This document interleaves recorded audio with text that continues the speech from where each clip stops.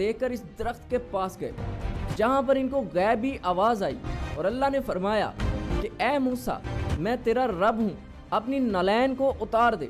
یہ الفاظ قرآن مجید میں سورہ طٰہٰ میں موجود ہیں۔ یہ وہ لمحہ تھا جب حضرت موسیٰ علیہ السلام کو اللہ تعالیٰ کی طرف سے نبوت بھی ملی۔ اس کے بعد اللہ نے موسیٰ علیہ السلام کو یہ حکم جاری کیا کہ جلد از جلد فرعون کے پاس جاؤ، وہ سرکشی میں حد سے زیادہ بڑھ چکا ہے۔ موسیٰ علیہ السلام اپنے بھائی ہارون علیہ السلام کے ساتھ فرعون کے دربار میں جا پہنچے اور فرعون کے سامنے یہ اعلان فرمایا کہ میں اللہ کا رسول ہوں اور اللہ کا حکم ہے کہ بنی اسرائیل کو آزاد کر دے، جس پر فرعون یہ سن کر ہنسنے لگا اور کہنے لگا کہ کیا میں نے تجھے اپنے محل میں نہیں پالا اور اب تم مجھے ہی خدا کا پیغام دینے آیا ہے؟ اگر تو سچا ہے تو اپنے نبی ہونے کی کوئی نشانی دے۔ جس پر موسیٰ علیہ السلام نے اپنے عصا کو زمین پر پھینکا۔